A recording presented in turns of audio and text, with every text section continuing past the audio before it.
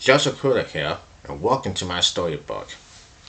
Today, I'm going to be reading this book called Bill Clinton, our 42nd President. Bill Clinton, our 47th President. That was Bill Clinton that I saw when I was about 8 years old when he got elected in 1992 in November.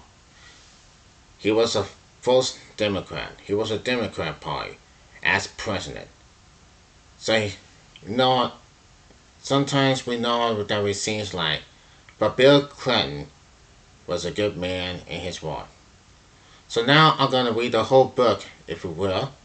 This is the book called Bill Clinton, our 42nd President.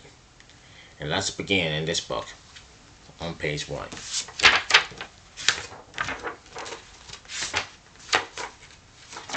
Now we'll go to this one, and we're going to page 5.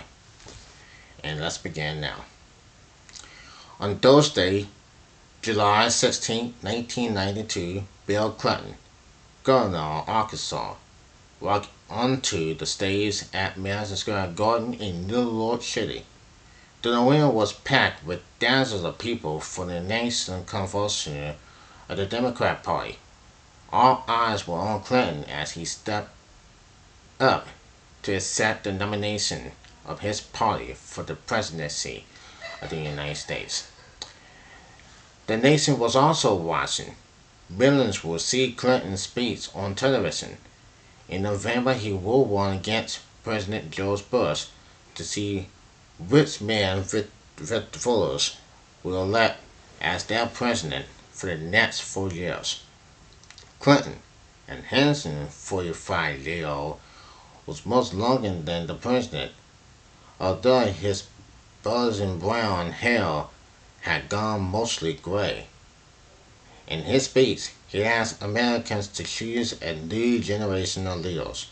He promised to fight for the forgotten people, those who do the work, pay the tax, raises the kids, and play by the rules.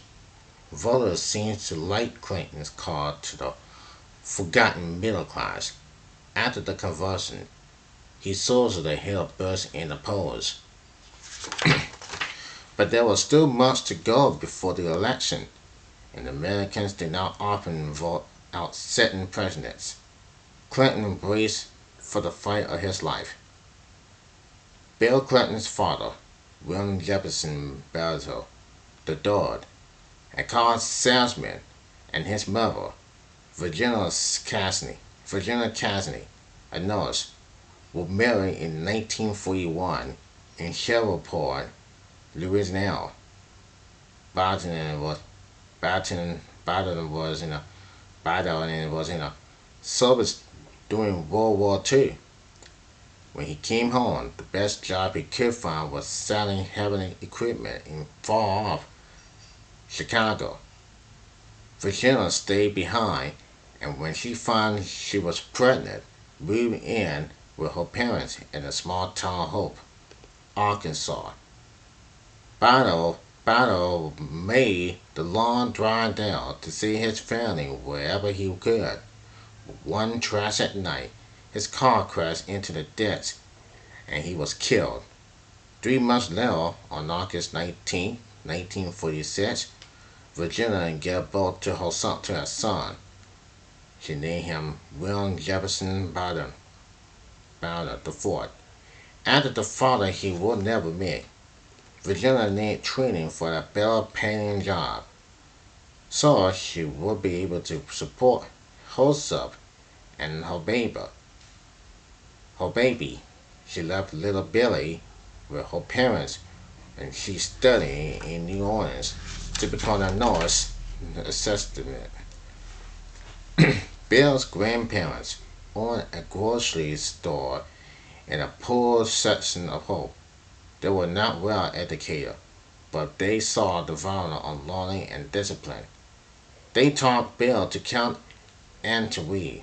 When he was in first grade, he was already reading the newspaper. In 1950, Virginia married Roger Clinton, a car salesman. When Bill was 7, The family moved to Hot Springs, Arkansas. The boy was known as Bill Clinton by classmates, although he did not let him legally change his name until he was a teenager. He was an excitement study, always eager to learn. Sometimes the teacher find him too eager. He once got a D in Crudup because his teacher said he always knew the answer in class and did not give others a chance to speak. But when Bill's future as a student was bright, there were dark days at home. Roger Clinton drank heavily and had a hot temper. When he was drunk, he sometimes hit his wife and the child they had together. Roger Jr., born when Bill was 10. During a one-temp tournament, he fired a gun in the house. One day, when Bill was 14 years old, his patience went out. Roger Sr. was drunk and bullying Virginia and Roger Jr. Bill stepping into his path. You'll never hit either of them again. He says sternly, if you want them, you have to go through me. Roger Clinton's violence against his family stopped. The adults around Bill noticed early on that he was a natural leader among his classmates. He was elected president of his junior class in high school. At 17, he attended Board State, a camp when students learned about politics. Bill was elected a day later to Boys Nation, a gathering of teenagers from around the country in Washington, D.C. The group visited the White House when Bill shook hands with his hero, President John F. Kennedy. That handshake changed Bill Clinton's life. He had been trying to decide on a career. After meeting Kennedy, he knew, as his mother put it, that politics was the answer for him. Music was also a big part of Bill's life. He played the saxophone and helped from a three-piece jazz band called Three Blind Mice.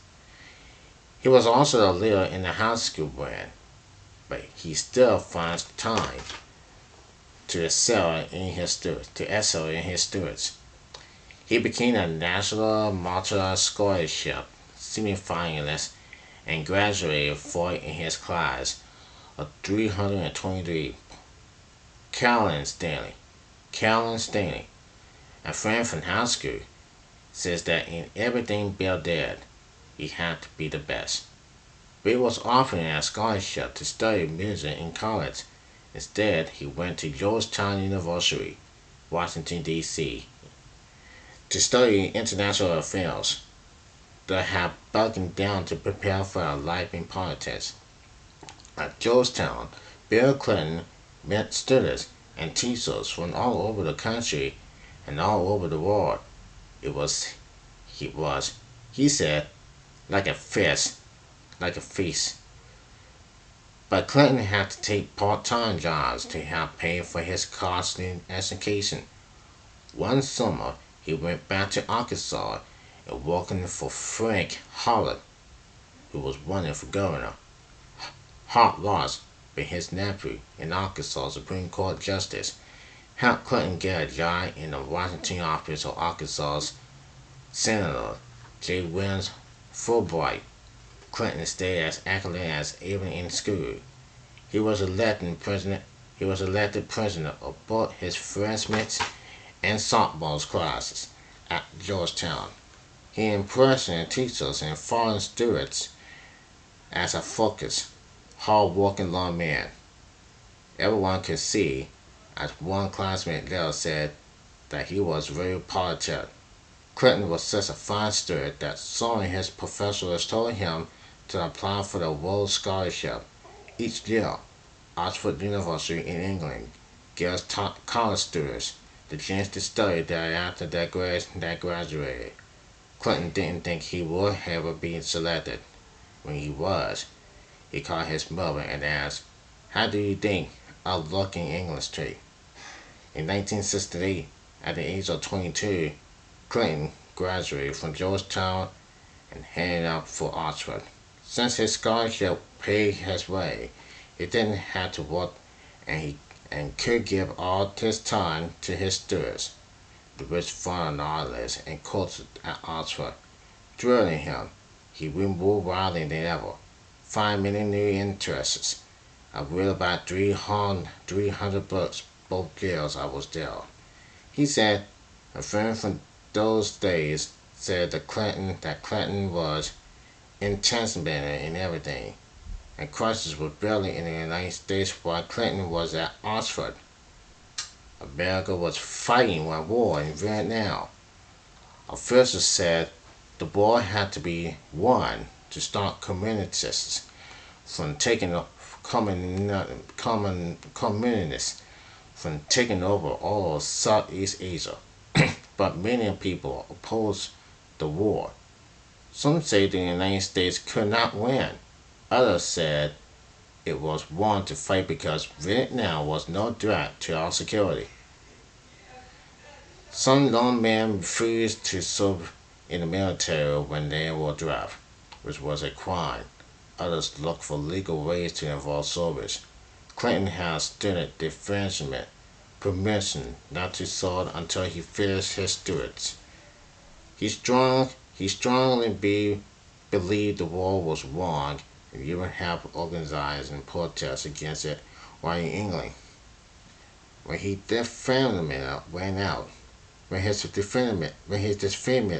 out, he took his chance in the draft lottery. In this system, lawmen's birth dates were drawn by lot. Only those born on the earliest dates picked were drafted. Clinton's birth date was one of the last picks, so he was not drafted. His escape from service seemed horrible, but details of it will come back to haunt him. Although Clinton was happy at Oxford, he chose to leave after 2 years, 1 year short of getting a degree. He left to take a scholarship at Yale Law School.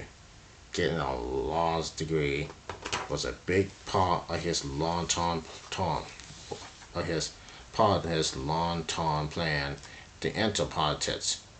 Meanwhile, Clinton's professor at Yale had served in a government under John F. Kennedy that showed legal public service was actually what Clinton had in mind. One of Clinton's classmates at Yale was a smart, pretty young woman who he found himself starting in class. He was afraid to talk to her, but one day she walked up to him and spoke. "Look," she said, "if you're going to keep staring at me, I'm going to keep staring back. I think we should at least know each other. I'm Hillary, YM." Clinton will soon call Hillary the smartest person I ever know. Before long, they were a couple. In 1972, they both took time off from Yale to work on the presidential campaign of George McGovern. Although McGovern lost the election to Richard Nixon, the campaign taught the law students a lot about big-time politics. Graduates of Yale Law School were always in demand. After Bill and Helen graduated, both were often good jobs in Washington. They were asked to work on the staff of the House Judiciary Committee. It was looking into the possible criminal involvement of President Richard Nixon and his analysis in what was known as the Watergate scandal. Watergate scandal. Most new lawyers will have jumped at the chance to work there. Whitehouse took the job, but as for Clinton, his next stop was Arkansas. Back in 1967, when 21-year-old Bill Clinton was still a student at Georgetown, Roger Clinton was dying of cancer. Bill often made the long drive from Washington to visit him. He wanted to make peace with his stepfather before the end came. I think he knew that I was coming down there just because I love him. He later said, after 6 weeks, Roger Clinton died. Bill had lost another father. He had never really gotten over the loss of William Bryan. He died at the age of only 29. That tragedy made Long Bill think about when he himself might die, something most children never do. It was one reason he always seemed in such a hurry. I thought I had to live for myself and for him too, he said. When Clinton got back to Arkansas, it might have seemed he was slowing down. He did not want to work for any big case law firm. He was happy to be in Arkansas, one of the poorest states in the country. He told his mother that he planned to break his back, helping his state to prosper, if the people would let him. Clinton learned that a teaching job was open in the law school at the University of Arkansas at Fayetteville, but the dean said he was too long for the job. I've been too long to do everything I ever done, Clinton said. He was given an interview and got the job. Fayetteville is a little college town tucked into the Ozark Mountains. It was a perfect place for the professor to settle down and enjoy the quiet life of the mine. But Clinton wanted action. Early in 1974, after teaching for only 3 months, he signed up to run for a seat in Congress. It was held by Republican John Hemskyler, who had served as leader and was very popular. Hardly anyone knew when Bill Clinton was. That was soon changed. Clinton ran a dodging campaign. He drove all around in his little car, jumping out to speak to groups of voters wherever he found them. Some politicians found such and campaigning very thing. Clinton loved it. He didn't expect to win, but he saw the campaign as an experiment, a way to learn politics by doing. Clinton's experiment was a big success. He almost beat Hemskyler, who won with only 41.5% of the vote. People were stunned. A reporter called Clinton by the winner of the Arkansas politics. During the campaign, Hillary had left Washington to take a job at the University of Arkansas Law School at Fayetteville. Soon she was managing Clinton's campaign, but she was not sure she wanted to stay in Arkansas. One day, in 1975, while she and Clinton were out for a walk, they strolled by a cozy little glazing brick house. Helen said, in passing, that she'd like it. Soon, when Helen was out of town, Clinton went out and bought it. When he explained his surprise, Helen was shocked. "So you're going to have to marry me," he said. 2 months later, she did. Clinton had impressed people with his puppy, well-running campaign. Many saw big things in his future. He couldn't prove them right. He won the election to the post of Arkansas Attorney General in 1976. He was so popular the Republicans didn't even put up a candidate to oppose him. Clinton was praised for talking on tough issues. For instance, he fought against equity companies to keep them from raising rates unfairly. As his fame spread, being told he would speak highly of office, he did not let them down. In 1978, he ran for governor and won easily. At 32, Clinton was the longest governor in the country when he took office in 1979. He promised to improve education and to bring higher paying jobs to Arkansas. His goal was to make that the state the equivalent of the nation. Clinton launched a sweeping reform plan. His main concern was education. Even since he was a teenager, he had said that people in Arkansas were just as smaller as people anywhere. If they didn't do well in national tests, it was because Arkansas spent less on schools and teachers than most other states. Clinton wanted to raise teachers' pay, but he also wanted new teachers to pass an exam to prove they knew enough to teach. And he wanted to merge the 382 districts of the Klansman school system into bigger units that would be easier to work with. Clinton was praised for his energy and intelligence. Even then, some people talk about him as a future candidate for the vice presidential or even the presidency. But before long, his program bogged down. Lawmakers would not come out with the money to fully pay for the teachers' rising. People grew angry about merging their hometown school districts with those of other towns, and voters were furious when, to pay for new roads, Clinton raised the fees for car licenses. Clinton was praised for some of his school reforms, but mostly he faced criticism in the press. His popularity fell. Still, he ran.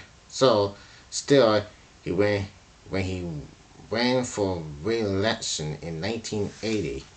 Arkansas governor saw 2 turns then, most people accepting him to win. But the campaign about his programs had hurt. He lost a close election to Republican Frank White. Clinton had looked like a lone man with a bright future in politics. Now it all seemed swept away. His mood was dark. What had gone wrong? He concluded that the people thought he only cared about advancing his own politician career. They thought he didn't care enough about them. Clinton saw that he had tried to do so too much, too soon. If he got another chance to serve, he promised himself to take time to explain his programs to the people and win their support. The man who took Clinton's place was having problems of his own. He had no plans for running the state and was not on top of the issues. He was signing a bill without even bothering to read it first. Some people call him Governor Goofy. Governor Goofy. Clinton was soon back in public, making speeches critical of Governor White. In February 1982, he said he was running for governor again and that he learned from his mistakes. At campaign events, Clinton not asked people to tell him what was on their minds. You can't live without listening, he liked to say. Governor White could not run away from his poor record. Clinton won the election. Voters gave him another chance. It was the first time in Arkansas history that a governor who had been beaten won office again. Education reform was again the main element in Clinton's program. He asked for more money for schools, higher standards for students, and testing for all teachers, not just new ones. Teachers were furious. They said it was not fair to ask experienced teachers to risk their jobs if they failed a test. But Clinton did not back down. He had put Hillary at the head of the commitments on educator standards. She helped explain his program to the people. With her help, Clinton convinced them then The plan was sound. The legislators passed it into law. England teachers opposed Clinton in the next election, but the public was on his side and he won easily. By 1988, many people saw Bill Clinton as a man who might be president one day.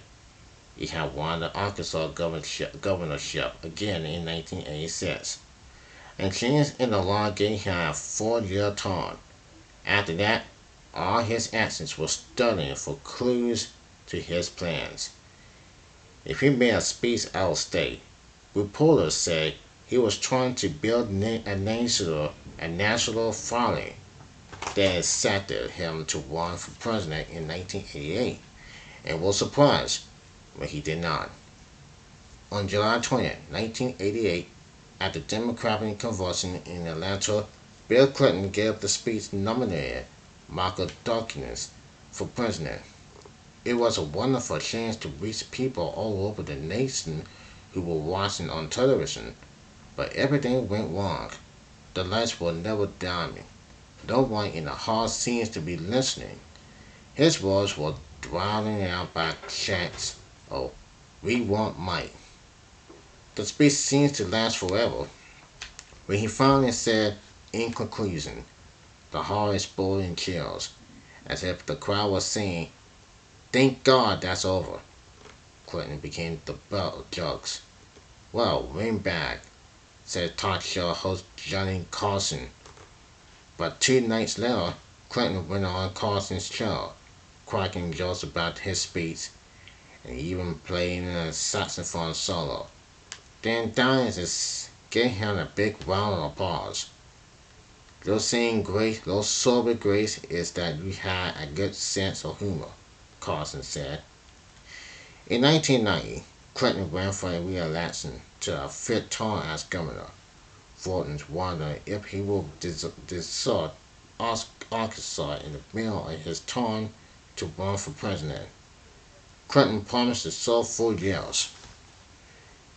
If elected, he won easily again, with 59% of the vote. Meanwhile, Clinton was operating in the national spotlight. In 1989, President Bush asked him to be co-chairman of the National Meeting of Governors to talk about ways to improve education in the United States. In 1990, he was named chairman of the Democratic Leadership Council, DLC, a group of motion-setting party leaders who said Democrats had to change their message to win the presidency.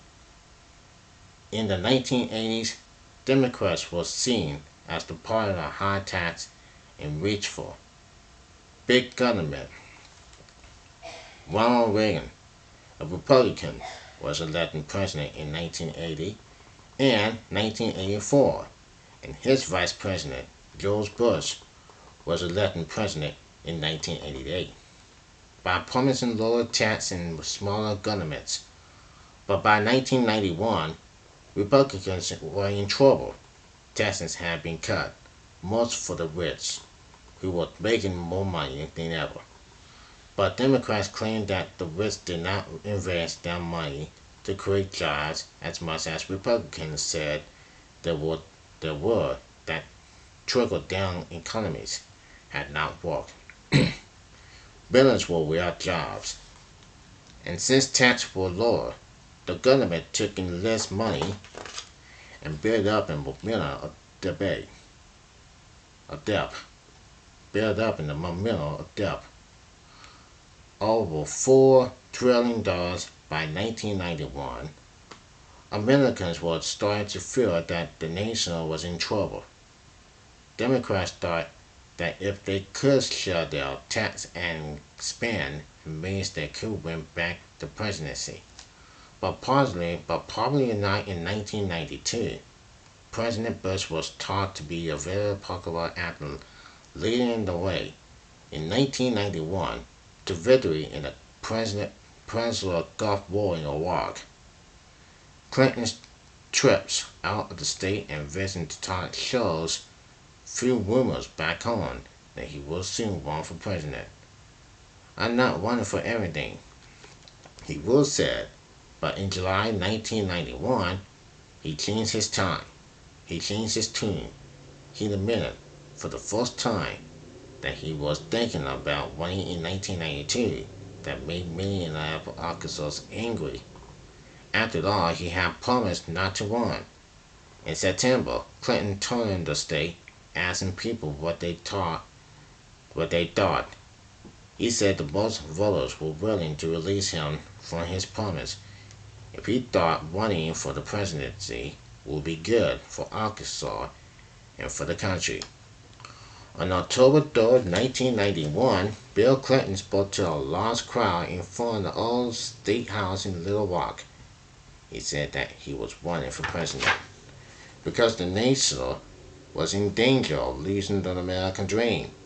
The country is heading in the wrong direction fast, slipping in behind, losing our way. Clinton told the cheering crowd, among other things, he called for higher tax on the rich and tax breaks for people who make investments that create jobs. As he scattered his plan to rebuild the nation, Hillary and his 11-year-old daughter, Chassie, stood by his side, but not all Little Rock cheered. One critic wrote that Clinton's broken promise, showed that his war is done. In November, Clinton started campaigning in New Hampshire, sought on the first presidential primary. Many states held such primaries. Indeed, voters picked the person they wanted to become their party's choice to run for president. Then that person would run against the choice of the other party. 5 candidates beside Clinton were on the Democratic ballot, and one, former Senator Paul Thomas from Massachusetts, was the early favorite. Few voters thus far North had even heard of the governor of Arkansas. Clinton made a series of speeches about how to solve the nation's problems. Many people were impressed. He was a politician who spoke with no notes and get along. Thoughtful answers to questions. News stories signed out Clinton as a candidate to watch. Some said he had won their first primary, the respect of the press. On December 15th, Democratic delegates in Florida chose Clinton as the winner on a straw poll among the 6 men running, so he pulled ahead of Tigers in New Hampshire. If Clinton could win this far north, meaning that he would wrap up the nomination fast, the next bunch of primaries after New Hampshire's were most in certain states. Clinton, the uncertainty of running, stood to win most of them. Then disaster struck. In January of 1992, a woman named Jennifer Flowers claimed she had an affair with Clinton and sold her story to the newspaper. Such a scandal can sink in the politician's career overnight. Clinton acted fast. He and Hillary went on television to confess that theirs had not been a perfect marriage, but Clinton denied having an affair with Flowers and said he and Hillary had worked out their problems. What those problems had been, he refused to say. It was between him and his wife. I'm not going to talk any more about it, he said. Then he wanted to see what voters thought. Most seemed to agree that Clinton had said enough. Perhaps voters didn't believe Flowers, who had been paid a lot of money to tell her story. By the end of January, Clinton was back on top of the polls, leading Tigers 37% to 24%. But soon Clinton was hit with another scandal. News reporters said he had schemed to avoid the draft in 1969. A little Clinton vote while I stood up and at Oxford was real on television. It was filled with lawmen's ambulances over the war. One of my roommates is a drug reasoner who may never be able to go home again. Long Clinton wrote, he's one of the bravest, best men I know. His country needs men like him. Some say the letter was proof Clinton had dodged in the drought. He insisted that was not so. He had been against the war. He had not wanted to go to Vietnam. But, he said, I exposed myself to the drought. It was only the luck of the draw in the lottery. He said that keep him out of the uniform.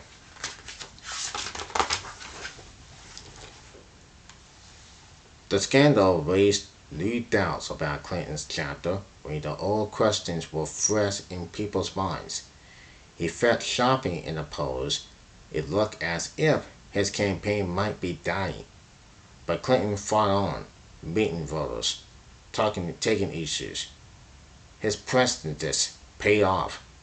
On Parliament night, he won back much of the support he had lost over the drought scandal. He finished second with 26%, 8 points behind Tongass. It could have been worse. 3 men not marking about scandal fears behind him. So at 9 p.m., Clinton did something odd. He called a victory party, New Hampshire. Tonight, he made Bill Clinton the comeback kid, he said. I just cannot wait to take this campaign across the country. To win the nomination, the press swallowed Clinton's reading of things. Headlines screaming about his second place comeback. Right beside Tongass odds to win. He got big boots. Clinton kept campaigning hard.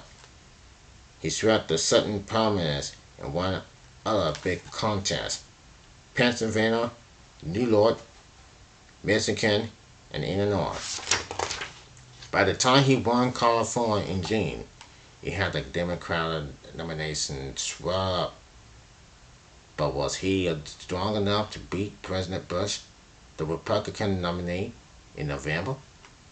Some say he only looked strong next to the weak Democrats he had beaten in the primaries. Polls showed that the scandal had left over doubts about Clinton in the minds of many voters. They did not trust him, but voters were not happy with Bush either. After the glow of the victory over Iraq faded, their thoughts turned homeward. The state loss of American jobs and the growing momentum of the debt made many fear for the future. Bush did not seem to have a plan to turn things around. The problems of Clinton and Bush made it possible for Ross Report, a fresh intense spirit now, to start into the race. He went on television and said the nation was in crisis and governments were ignoring it, tossing off records in his down-home Texas drawl. He said government should be run like a business. Portugal had never held public office. But since he was very successful in business, millions thought he could fix the nation's problems. It looked as if he could actually win the election. In late spring, Pollard was all over the news. Clinton vanished from television screens and headlines.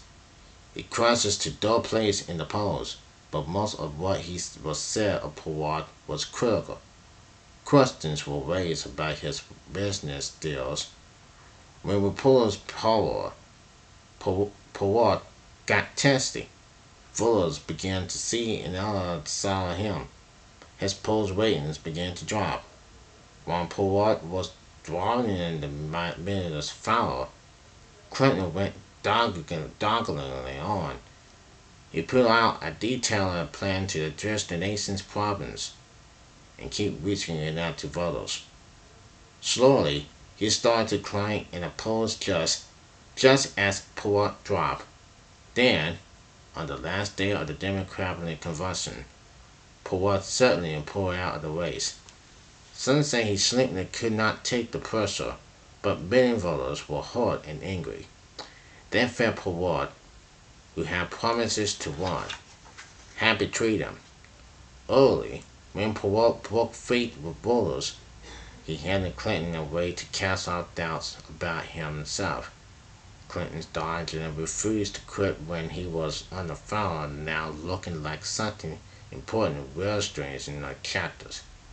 Clinton seems to win over many former Poet supporters. By the end of the Democratic Convention, he had jumped to a huge 33-point lead over Bush. Only weeks before, Clinton's campaign seemed doomed. That, that he was the clear front-runner in the race for the White House. Perot's actions had helped Clinton, but so had Clinton's choice, a Senator, Albert Gore of Tennessee, to run for vice president. Gore was respectedly an expert of defense and environmental policy. Voters saw him as someone who could handle the presidency, could show something happen to Clinton. After Bush was nominated at the Republican convention in August, he tried to reweaken voters' doubts about Clinton. Bush, a hero in World War II, reminded voters that Clinton had darkened military service and protesting against his own country when in England. Republicans lose a nickname given Clinton by his politician enemies. Slick Willie, to suggest he was a smooth talker who avoided telling the truth about his track record and other issues. But voters seemed more concerned about the loss of jobs and the mounting debt. In October, Bush stood trailing Clinton by over 10 points.